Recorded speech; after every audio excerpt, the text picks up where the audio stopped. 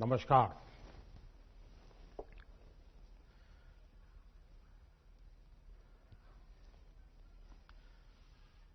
मैं सबसे पहले तो इन तीनों युवकों को हृदय से बहुत अभिनंदन करता हूं कि उन्होंने बहुत ही उत्तम तरीके से, जिसमें विचार भी थे, वक्तृत्व कला भी थी, धारा प्रवाह, विचार प्रवाह बहुत ही सटीक तरीके से प्रस्तुति थी। आत्मविश्वास से भरा उनका व्यक्तित्व था। इन तीनों साथियों को, हमारे युवा साथियों को विजेता होने के लिए मैं बहुत हृदय से अभिनंदन करता हूं।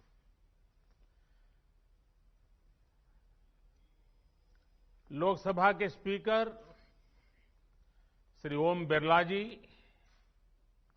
शिक्षा मंत्री श्री रमेश पोखरियाल निशंक जी, खेल और युवा मामलों के मंत्री श्री किरण रिजिजू जी और देश भर के मेरे युवा साथी, आप सभी को राष्ट्रीय युवा दिवस की बहुत बहुत शुभकामनाएं। स्वामी विवेकानंद की जन्म जयंती का ये दिन हम सभी को नई प्रेरणा देता है। आज का दिन विशेष इसलिए भी हो गया है कि इस बार युवा संसद देश की संसद के सेंट्रल हॉल में हो रही है। ये सेंट्रल हॉल हमारे संविधान के निर्माण का गवाह है। देश के अनेक महान व्यक्तियों ने यहां आजाद भारत के लिए फैसले लिए, भारत के भविष्य के लिए चिंतन किया।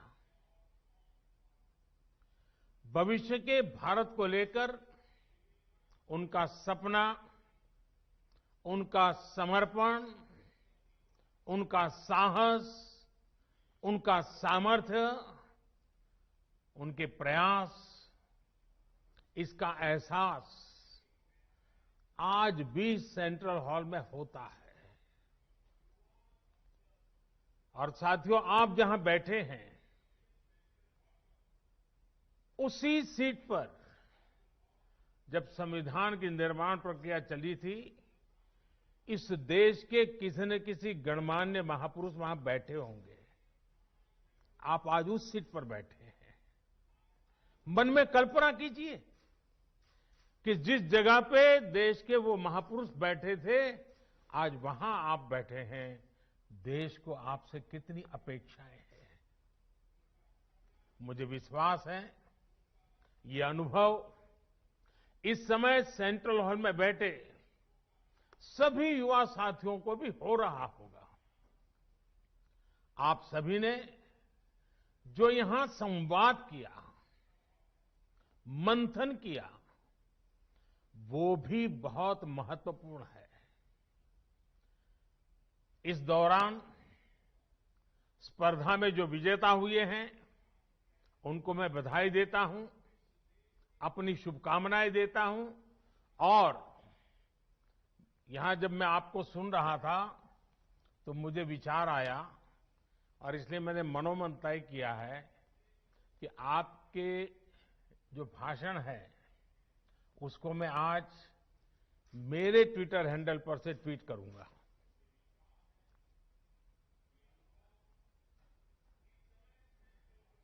और आप तीन का ही करूंगा ऐसा नहीं, अगर रिकॉर्डेड मटेरियल अवेलेबल होगा तो मैं जो कल फाइनल पैनल में थे उनके लिए भी उनके भाषण को ट्वीट करूंगा, ताकि देश को पता चले कि संसद के परिषद में, इस परिसर में हमारे भावी भारत कैसे आकार ले रहा है। तो मेरे लिए ये बहुत गर्व की बात होगी कि मैं आज आपके भाषण को ट्वीट करूंगा। साथियों, स्वामी जी ने जो देश और समाज को दिया है, वो समय और स्थान से परे हर पीढ़ी को प्रेरित करने वाला है, रास्ता दिखाने वाला है। आप देखते होंगे कि भारत का शायद ही ऐसा कोई गांव हो, कोई शहर हो, कोई व्यक्ति हो जो स्वामी जी से खुद को जुड़ा महसूस न करता हो, उससे प्रेरित न होता हो। स्वामी जी की प्रेरणा ने आजादी की लड़ाई को भी नई ऊर्जा दी थी। गुलामी के लंबे कालखंड ने भारत को हजारों वर्षों की अपनी ताकत और ताकत के एहसास से दूर कर दिया था। स्वामी विवेकानंद ने भारत को उसकी वो ताकत याद दिलाई, एहसास कराया, उनके सामर्थ्य को उनके मन मस्तिष्क में पुनर्जीवित किया, राष्ट्रीय चेतना को जागृत किया। आप ये जानकर हैरान रह जाएंगे कि उस समय क्रांति के मार्ग से भी और शांति के मार्ग से भी, दोनों ही तरह से जो आजादी के लिए जंग चल रहा था, आजादी की लड़ाई लड़ रहे थे, वो कहीं न कहीं स्वामी विवेकानंद जी से प्रेरित थे।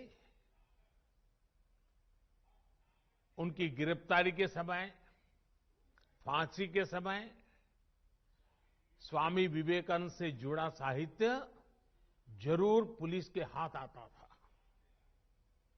तब इसका बाकायदा अध्ययन करवाया गया था कि स्वामी विवेकानंद जी के विचारों में ऐसा क्या है जो लोगों को देशभक्ति के लिए, राष्ट्र निर्माण के लिए, आजादी के लिए मर मिटने की प्रेरणा देता है, हर नवयुवान के मस्तिष्क को इतना प्रभावित करता है। समय गुजरता गया, देश आजाद हो गया, लेकिन हम आज भी देखते हैं स्वामी जी हमारे बीच ही होते हैं, प्रतिपल हमें प्रेरणा देते हैं।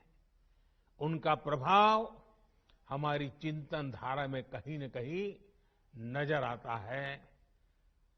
आध्यात्म को लेकर उन्होंने जो कहा, राष्ट्रवाद, राष्ट्र निर्माण, राष्ट्रभक्ति को लेकर उन्होंने जो कहा, जन सेवा से जग सेवा को लेकर उनके विचार आज हमारे मन मंदिर में उतनी ही तीव्रता से प्रभावित होते हैं।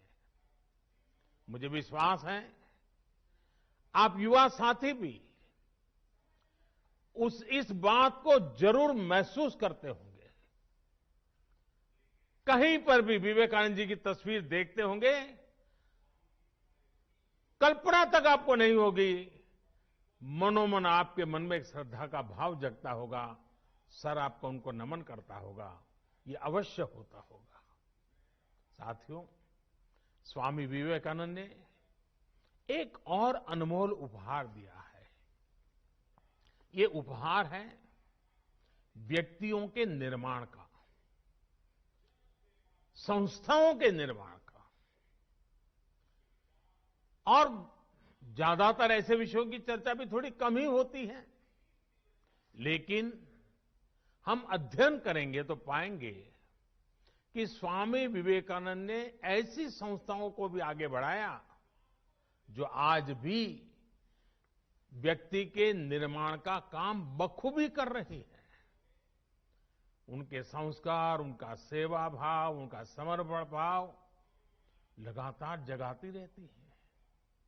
व्यक्ति से संस्था का निर्माण और संस्था से अनेकों व्यक्तियों का निर्माण एक अनवरत, अविलंब, अबाधित चक्र है जो चलता ही जा रहा है। लोग स्वामी जी के प्रभाव में आते हैं, संस्थाओं का निर्माण करने की प्रेरणा लेते हैं, संस्था निर्माण करते हैं, फिर उन संस्थानों से, उसकी व्यवस्था से, प्रेरणा से, विचार से, आदर्श से ऐसे लोग निकलते हैं जो स्वामी जी के दिखाए मार्ग पर चलते हुए नए लोगों को खुद से जोड़ते चलते हैं। इंडिविजुअल से इंस्टीट्यूशंस और इंस्टीट्यूशन से फिर इंडिविजुअल, ये चक्र आज भारत की बहुत बड़ी ताकत है। आप लोग एंटरप्रेन्योरशिप के बारे में बहुत सुनते हैं। वो भी तो कुछ एक प्रकार से यही बातें हैं। एक ब्रिलियंट इंडिविजुअल एक शानदार कंपनी बनाता है, बाद में उस कंपनी में जो इकोसिस्टम बनता है, उसकी वजह से वहां अनेकों ब्रिलियंट इंडिविजुअल्स बनते हैं। ये इंडिविजुअल्स आगे जाकर और नई कंपनियां बनाते हैं। इंडिविजुअल्स और इंस्टीट्यूशन का ये चक्र देश और समाज के हर क्षेत्र, हर स्तर के लिए उतना ही महत्वपूर्ण है। साथियों, आज जो देश में नई नेशनल एजुकेशन पॉलिसी लागू की गई है, उसका भी बहुत बड़ा फोकस बेहतर इंडिविजुअल्स के निर्माण पर है। व्यक्ति निर्माण से राष्ट्र निर्माण,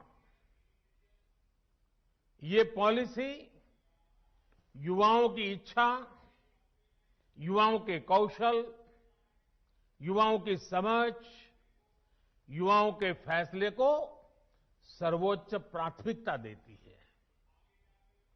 अब चाहे जो सब्जेक्ट चुनिए, चाहे जो कॉम्बिनेशन चुनिए, चाहे जो स्ट्रीम चुनिए, एक कोर्स को ब्रेक देकर आप दूसरा कोर्स शुरू करना चाहें तो आप वो भी कर सकते हैं। अब ये नहीं होगा कि पहले वाले कोर्स के लिए आपने जो मेहनत की थी वो बेकार हो जाएगी।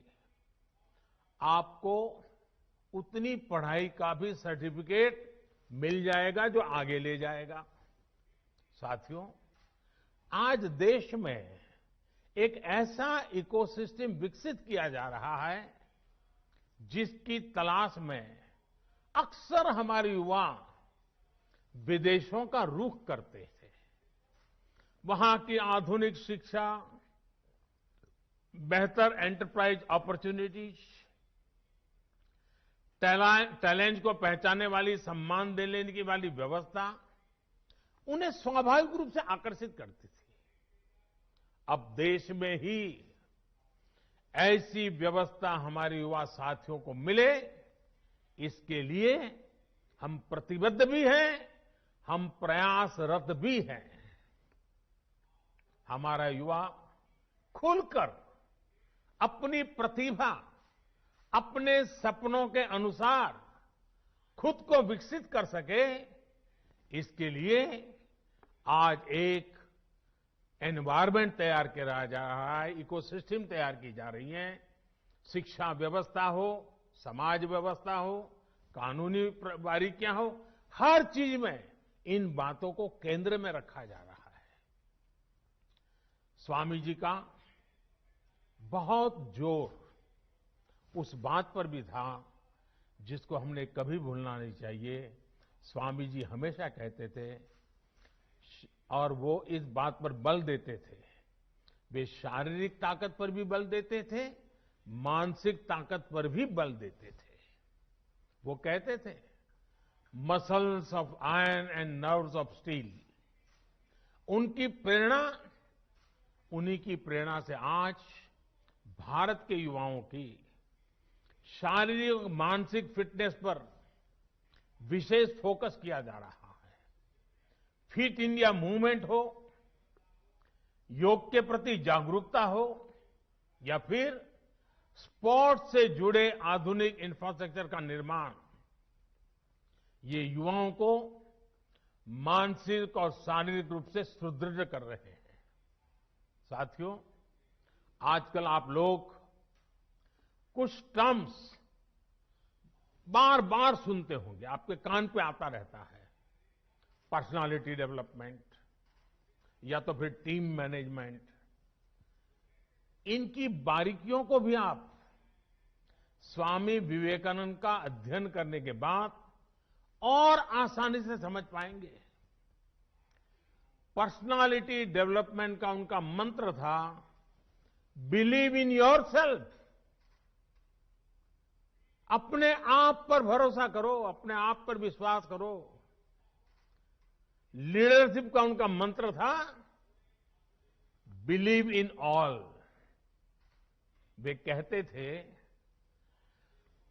पुराने धर्मों के मुताबिक नास्तिक वो है जो ईश्वर में भरोसा नहीं करता, लेकिन नया धर्म कहता है नास्तिक वो है जो खुद में भरोसा नहीं करता।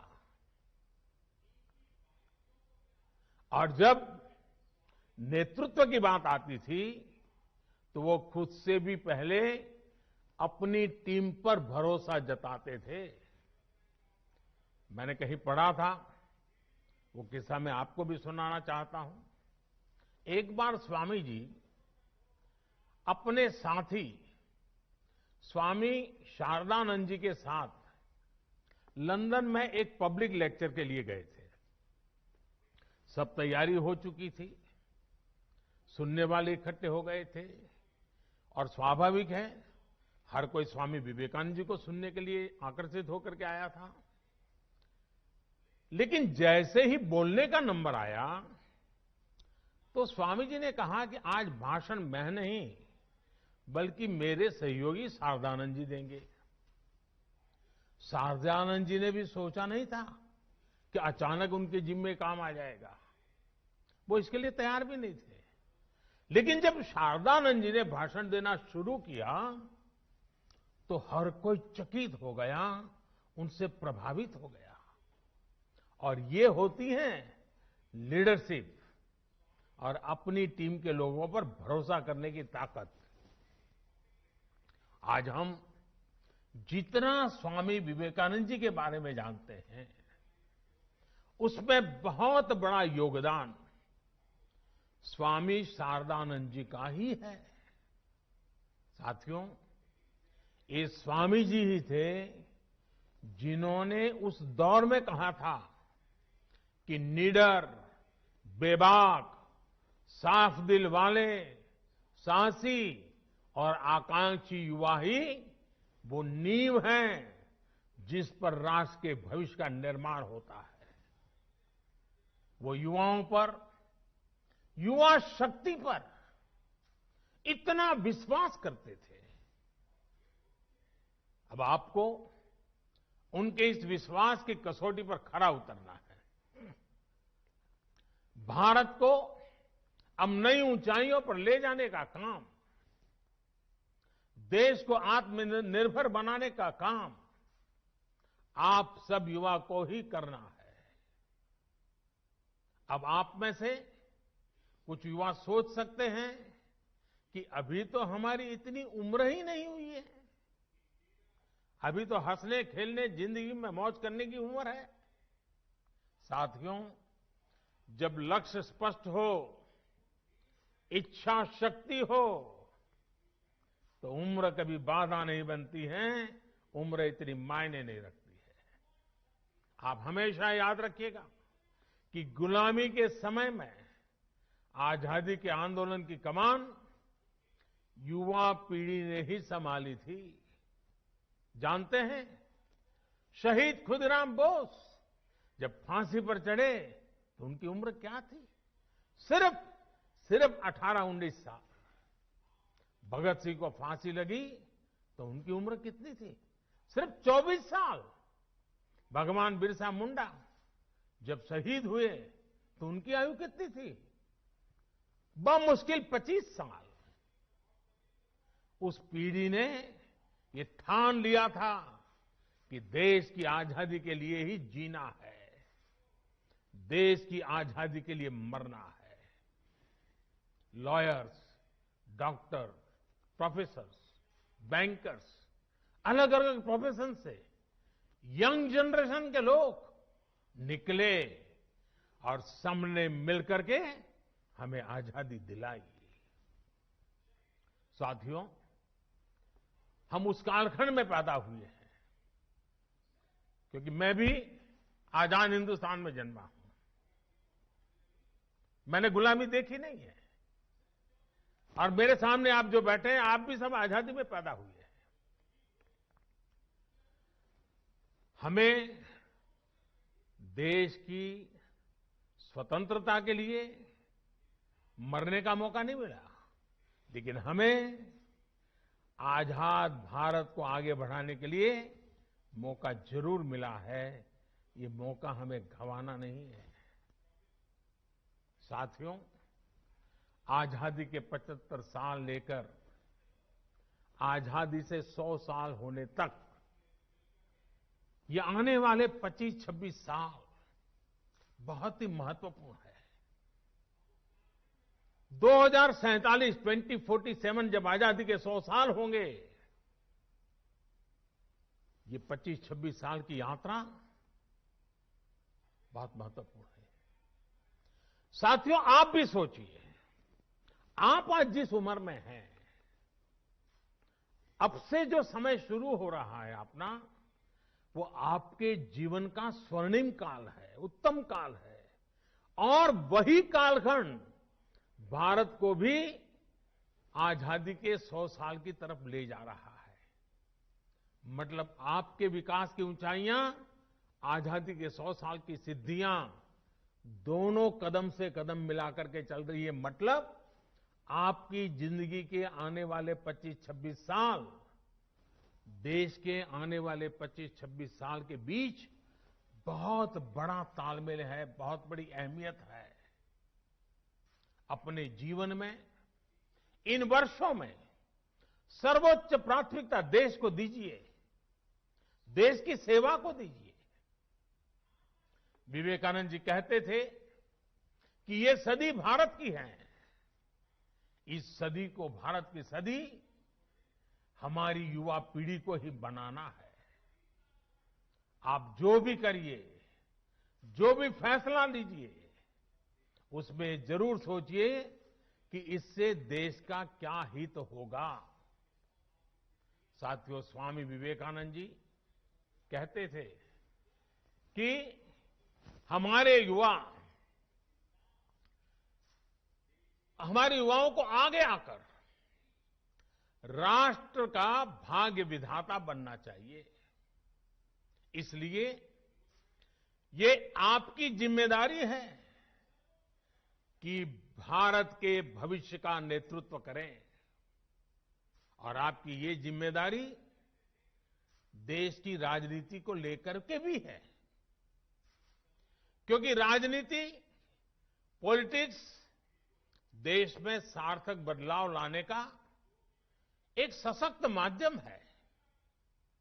हर क्षेत्र की तरह पॉलिटिक्स को भी युवाओं की बहुत ज्यादा जरूरत है। नई सोच, नई ऊर्जा, नए सपने, नया उमंग, देश की राजनीति को इसकी बहुत जरूरत है। साथियों, पहले देश में ये धारणा बन गई थी कि अगर कोई युवक राजनीति की तरफ रुख करता था तो घर वाले कहते थे कि अब बच्चा बिगड़ रहा है, क्योंकि राजनीति का मतलब ही बन गया था झगड़ा, फसाद, लूट, खसोट, भ्रष्टाचार, न जाने क्या क्या लेबल लग गए थे। लोग कहते थे कि सब कुछ बदल सकता है, लेकिन सियासत नहीं बदल सकती। लेकिन आज आप देखिए, आज देश की जनता, देश के नागरिक इतने जागरूक हुए हैं कि राजनीति में वो ईमानदार लोगों के साथ खड़े होते हैं, ईमानदार लोगों को मौका देते हैं। देश की सामान्य जनता ईमानदार, समर्पित, सेवाभावी राजनीति में आए हुए लोगों के साथ डट करके खड़ी रहती है। ऑनेस्टी और परफॉर्मेंस आज की राजनीति की पहली अनिवार्य शर्त होती जा रही है और देश में जो जागरूकता आई है ना, उसने ये दबाव पैदा किया है। भ्रष्टाचार जिनकी लीगेसी थी, उनका भ्रष्टाचार ही आज उन पर बोझ बन गया है और ये देश के सामान्य नागरिक की जागरूकता की ताकत है। वो लाख कोशिशों के बाद भी इससे उभर नहीं पा रहे हैं। देश अब ईमानदारों को प्यार दे रहा है, ईमानदारों को आशीर्वाद दे रहा है, ईमानदारों के साथ अपनी ताकत खड़ी कर देता है, अपना विश्वास दे रहा है। अब जनप्रतिनिधि भी ये समझने लगे हैं कि अगले चुनाव में जाना है तो सीवी स्ट्रांग होनी चाहिए, कामों का हिसाब पुख्ता होना चाहिए। लेकिन साथियों, कुछ बदलाव अभी भी बाकी है और ये बदलाव देश के युवाओं को, आपको ही करने हैं।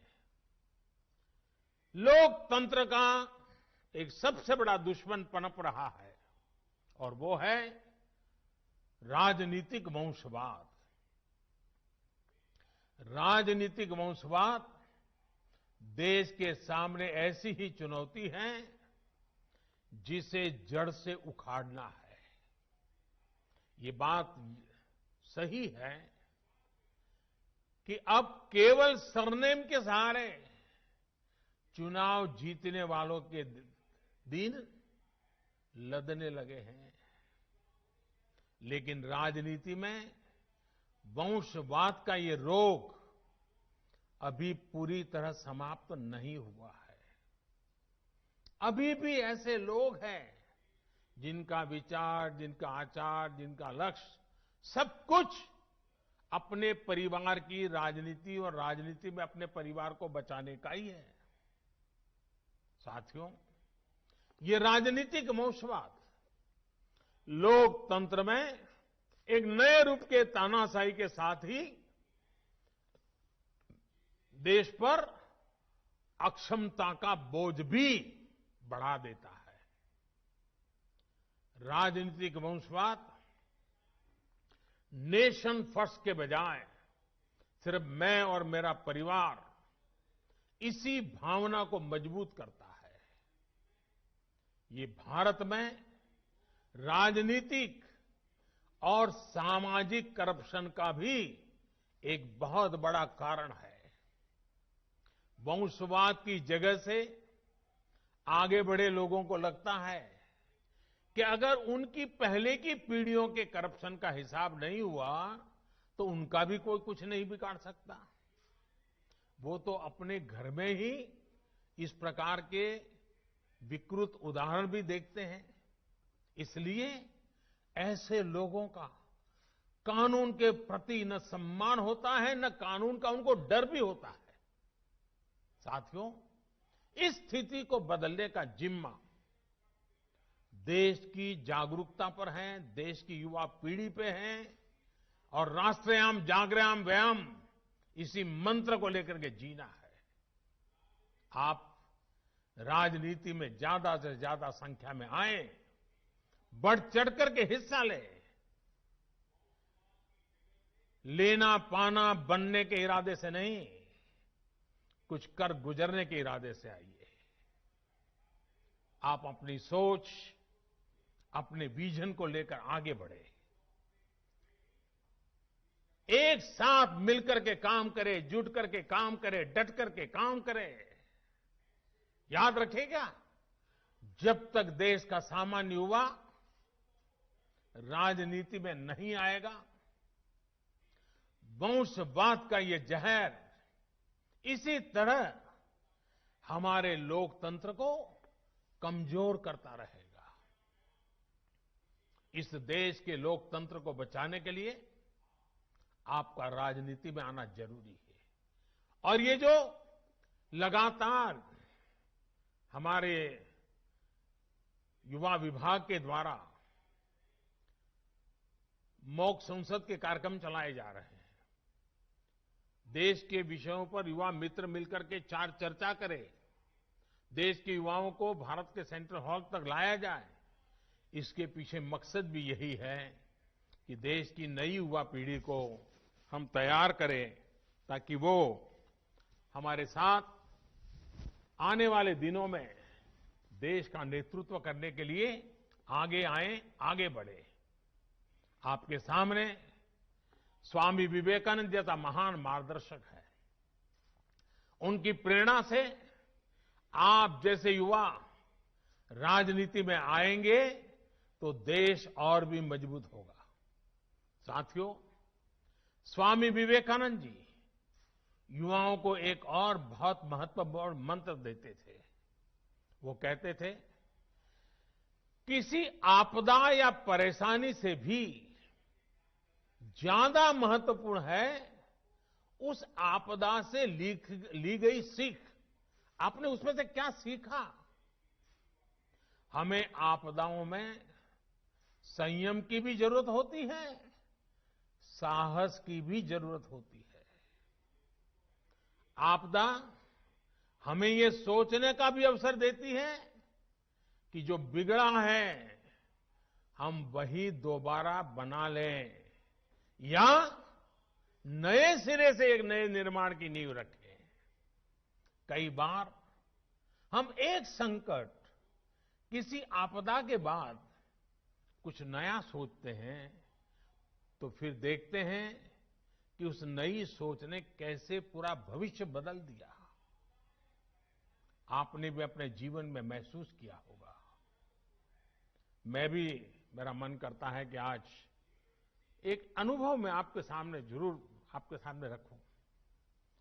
2001 में जब गुजरात के कच्छ में भूकंप आया था तो कुछ ही पल में सब कुछ तबाह हो गया था।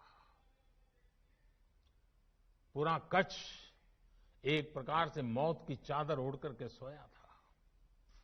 सारी इमारतें जमींदोज हो चुकी थी।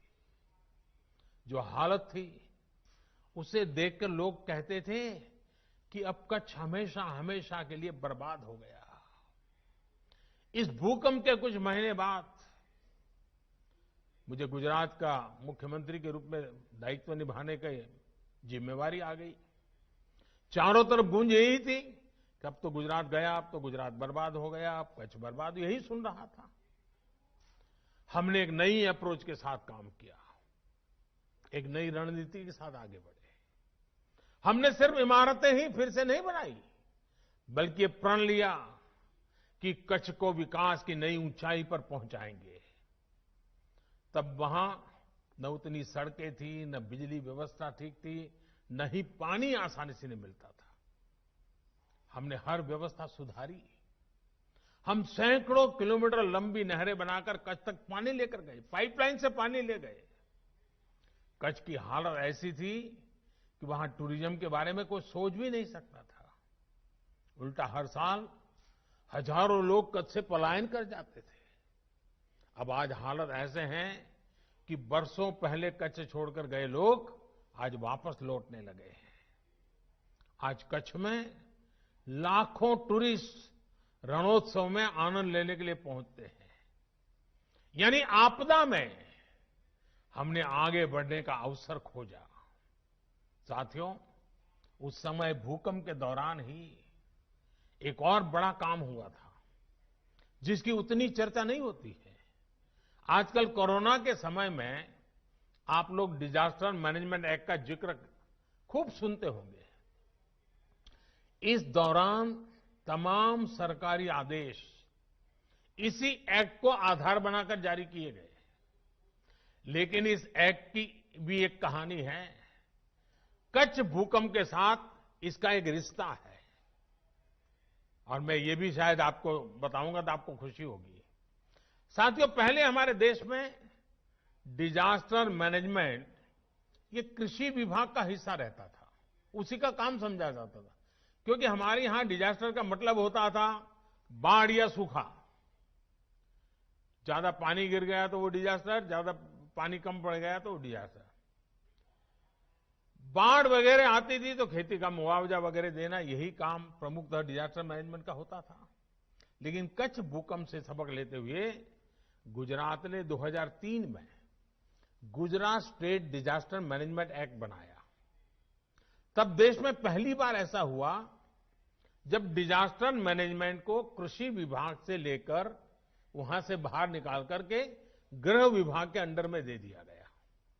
बाद में केंद्र सरकार ने 2005 में गुजरात के उसी कानून से सीख लेकर पूरे देश के लिए डिजास्टर मैनेजमेंट एक्ट बनाया। अब इसी एक्ट की मदद से ताकत से देश ने महामारी के खिलाफ इतनी बड़ी लड़ाई लड़ी है।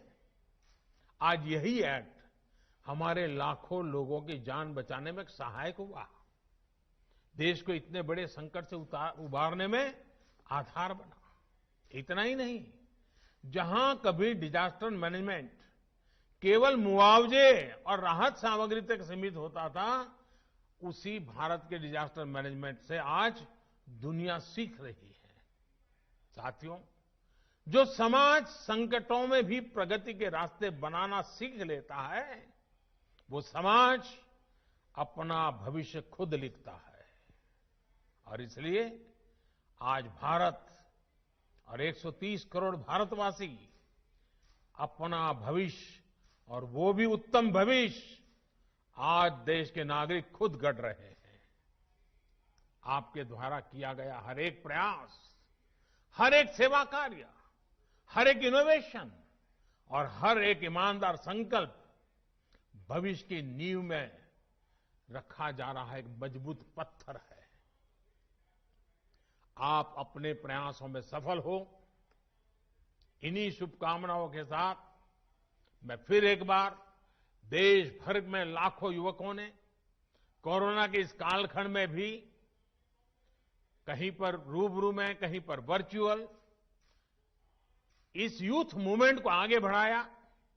डिपार्टमेंट के लोग भी अभिनंदन के अधिकारी हैं, इसमें हिस्सा लेने वाले नौजवान भी अभिनंदन के अधिकारी हैं, और विजेता होने वालों को अनेक अनेक शुभकामनाएं देने के साथ साथ जिन बातों को उन्होंने बोला है, वो बातें समाज की जड़ों में जाएं, इसके लिए वो सफलतापूर्वक आगे बढ़े, ऐसी मेरी अनेक अनेक शुभकामनाएं हैं। मैं फिर एक बार स्पीकर महोदय का संसद भवन के अंदर इस कार्यक्रम की रचना के लिए आभार व्यक्त करते हुए मेरी वाणी को विराम देता हूं। बहुत बहुत धन्यवाद।